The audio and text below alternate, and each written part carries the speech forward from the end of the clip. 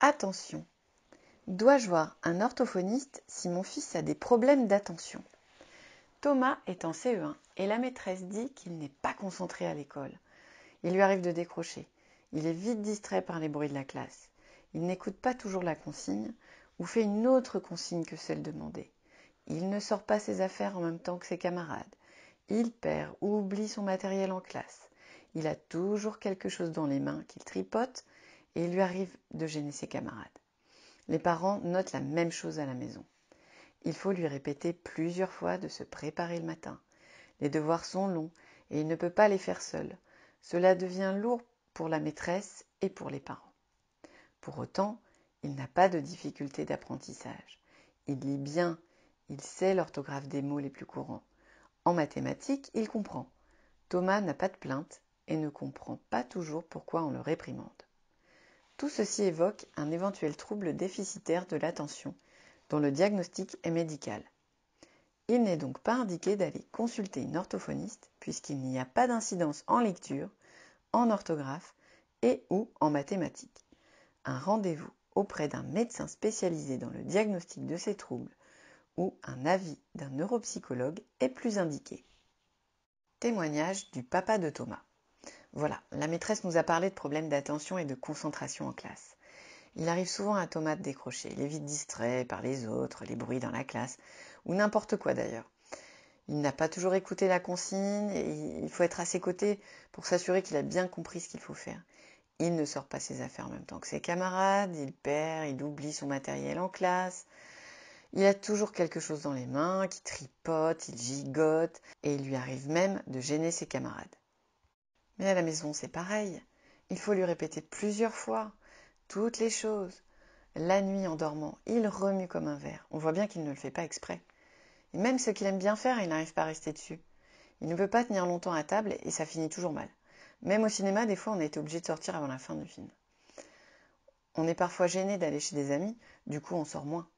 Les devoirs sont longs, il ne peut pas les faire tout seul. Il n'est pas très motivé pour les faire car il n'a qu'une envie, jouer à sa console, en réseau, avec ses copains ou d'autres qu'il ne connaît pas.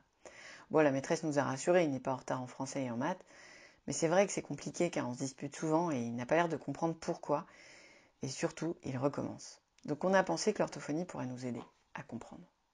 Diagnostic de la situation. Votre enfant semble avoir des difficultés importantes d'attention, mais certaines informations que vous donnez semblent indiquer que l'orthophoniste ne pourra pas répondre à votre demande, car Thomas n'a pas de difficultés en lecture ni en orthographe. Si vous souhaitez avoir un avis pour ces difficultés d'attention, vous pouvez prendre rendez-vous auprès d'un médecin spécialisé dans le diagnostic de ces troubles ou un avis d'un neuropsychologue peut être également indiqué pour vous donner un avis et des conseils. Cependant, certains enfants présentant des troubles d'attention importants peuvent avoir également des performances en lecture et ou en orthographe qui sont faibles et des troubles de la motricité fine ou globale.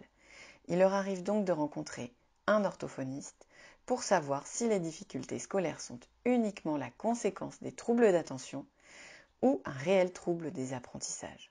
Dans tous les cas, il est important d'expliquer la situation à votre médecin traitant qui vous guidera. Les solutions proposées.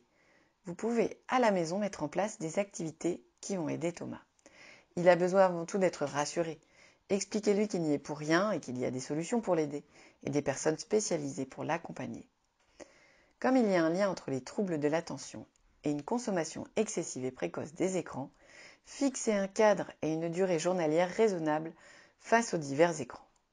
Ne passez pas trop de temps sur les devoirs. Parlez-en à la maîtresse. Il vaut mieux lui proposer des séquences de 10 minutes, puis qu'il aille se défouler en courant ou en allant faire un petit tour, plutôt que de l'obliger à travailler 30 minutes d'affilée. Félicitez-le le plus souvent possible sur les activités scolaires, même quand l'évolution est minime, et privilégiez les domaines autres que le scolaire dans lesquels il est en réussite. Ce sont des difficultés fréquentes qui touchent en France 1 ou 2 enfants par classe. En général, ils peuvent suivre quand même une scolarité classique. Si nécessaire, des aides humaines, des aménagements scolaires, des aides matérielles comme l'ordinateur, le scanner peuvent être proposées par les enseignants, le médecin scolaire, là où le psychologue scolaire, mais ce n'est pas automatique.